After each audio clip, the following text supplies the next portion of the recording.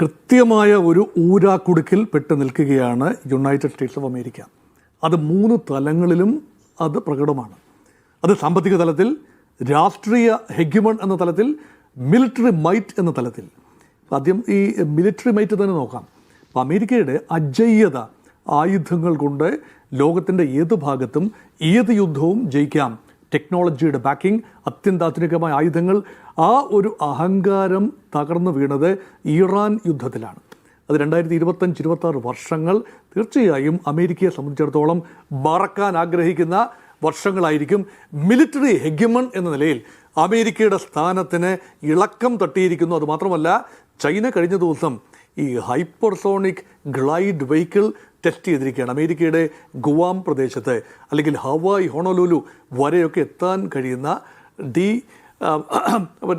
സീരീസിലുള്ള D-17, D-27 സീരീസിലുള്ള ഈ മിസൈലുകൾ പരീക്ഷിച്ചിരിക്കുകയാണ്.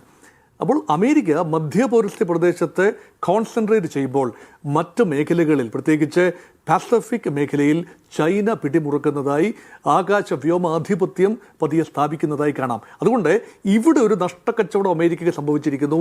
എല്ലാ എനർജിയും ആയുധങ്ങളും എല്ലാം എടുത്തുകൊണ്ട് ഭീതിതമായ രീതിയിലാണ് അമേരിക്കയുടെ എയർ ഡിഫൻസ് സിസ്റ്റത്തിൽ ശോഷണം സംഭവിച്ചിരിക്കുന്നത്. ഇപ്പോൾ യുദ്ധം നിർത്തി സാമ്പത്തിക യുദ്ധത്തിലേക്ക് നീങ്ങുന്നു എന്ന് പറയുമ്പോഴും അതിൻ്റെ പ്രധാന കാരണം ഈ ധാതു മിസൈലുകളുടെയും പേട്രിയോട്ട് ഇതിൻ്റെ ആ വ്യോമ പ്രതിരോധ സംവിധാനങ്ങളുടെയും എല്ലാം ഒരു കുറവാണ് കാണുന്നത്. പേട്രിയോട്ട് മിസൈലുകളൊക്കെ വൻതോതിലാണ് കുറഞ്ഞിരിക്കുന്നത്.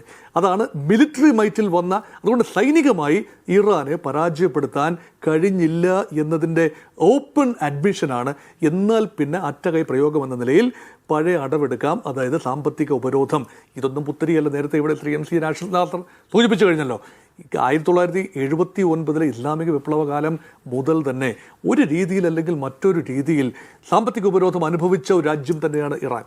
അപ്പോൾ അതുകൊണ്ട് ഇതൊന്നും പുത്തരിയായ കാര്യമൊന്നുമല്ല. അവർക്ക് റെസിലിയൻസ് ഉണ്ട്, ഒരുപക്ഷെ ഷാഡോ ഫ്ലീറ്റുകളുണ്ട്. എന്തിന് ദുബായ് കേന്ദ്രീകരിച്ച് പ്രവർത്തിക്കുന്ന ഈ ഷാഡോ കമ്പനികൾ, ഷാഡോ ഫ്ലീറ്റുകൾ, അല്ല എങ്കിൽ ഷെൽ കമ്പനികൾ, ഇതെല്ലാം തന്നെ റൂട്ട് ചെയ്യുന്നത് ഇറാനിലേക്കാണ്. 5 തലങ്ങളിൽ സാമ്പത്തികമായ ഉപരോധം അമേരിക്ക ഏർപ്പെടുത്തുമെന്നാണ് പറയുന്നത്. സ്വർണത്തിൻ്റെ കാര്യമാണ് ഒന്ന്. 2 ക്രിപ്റ്റോ കറൻസി ഉൾപ്പെടെയുള്ള ഡിജിറ്റൽ പണമിടപാടുകളുടെ കാര്യത്തിലാണ്. അതുപോലെ വിമാനങ്ങൾ കടക്കില്ല, കപ്പലുകൾ പോകില്ല, ടെക്നോളജി ട്രാൻസ്ഫർ ഉണ്ടാവില്ല. ഇങ്ങനെ 5 തലങ്ങളിൽ ഇറാനെ സാമ്പത്തികമായി ഞെരുക്കാം എന്ന അമേരിക്കയുടെ പദ്ധതി പുതിയതല്ല. ഇത് നേരത്തെ തന്നെ ഉണ്ടായിരുന്ന കാര്യം തന്നെയാണ്. അതൊന്നുകൂടി ആവർത്തിച്ചു പറഞ്ഞ് ഒരു ഓമന പേരിട്ട് വിളിക്കുന്നതേ ഉള്ളൂ ശ്രീ നിഷാദ്. അതാണ് ഈ പറയുന്ന ഓപ്പറേഷൻ ഇക്കണോമിക് ഔട്ട്കാസ്റ്റ്. എത്ര മ്ലേച്ഛമായ പേരാണ്. ഒരു രാജ്യത്തെ ഔട്ട്കാസ്റ്റ് അല്ലെങ്കിൽ അനഭിമതൻ, അല്ല എങ്കിൽ നികൃഷ്ട രാജ്യം അല്ലെങ്കിൽ തിരസ്കൃത സമൂഹം എന്ന രീതിയിൽ വിവക്ഷിക്കുന്നത് തന്നെ ഒരു നെഗറ്റീവ് കൊണോട്ടേഷനാണ്. എവിടെയാണ് അമേരിക്കയുടെ ജനാധിപത്യപര പ്രതിബദ്ധത? ആഗോള ജനാധിപത്യത്തിനൊരു കൈത്താങ്ങ് നൽകേണ്ട അമേരിക്ക ആ രീതിയിലുള്ള ഈ സംജ്ഞകളിലൂടെയാണ് ഒരു രാജ്യത്തിന് നേരെയുള്ള ഇക്കണോമിക് ഉപരോധം, ഇക്കണോമിക് D-Day പ്രഖ്യാപിച്ചിരിക്കുന്നത്. അതുകൊണ്ട് ഇക്കണോമിക് മൈറ്റ് എന്ന് പറയുന്നത് നേരത്തെ നമ്മൾ സൂചിപ്പിച്ചല്ലോ. America 31 trillion ഇക്കോണമിയാണ്. പക്ഷേ അമേരിക്കയുടെ പൊതുകടം ഇന്ന് $41 ട്രില്യൺ ആണ്. അപ്പോൾ 31 ട്രില്യൺ മാത്രമുള്ള അമേരിക്കൻ ഇക്കോണമിക്ക് അതിനേക്കാൾ GDP-യേക്കാൾ വലിയ തുക കടബാധ്യതയുണ്ട് എന്ന് പറയുമ്പോൾ where is the macro economic stability, where are the economic ഫണ്ടമെൻ്റൽസ്?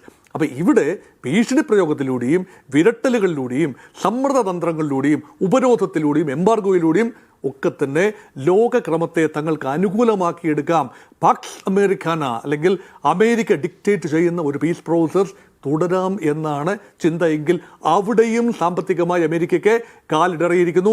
അമേരിക്കയിൽ തന്നെ ആ ഒരു പെട്രോൾ ഇപ്പോൾ $4.1 മാറിയിരിക്കുന്നു. ഒരു ഗാലൻ്റെ വില, അമേരിക്കയ്ക്കുള്ളിൽ പെട്രോളിൻ്റെ വില. അപ്പോൾ ഇതൊക്കെ തന്നെ ജനജീവിതത്തെ ബാധിച്ചു തുടങ്ങി. രാഷ്ട്രീയമായി വലിയ തിരിച്ചടി തന്നെയാണ് ട്രംപിനെ കാത്തിരിക്കുന്നത് എന്ന് ഞാനും അംഗീകരിക്കുന്ന കാര്യമാണ്.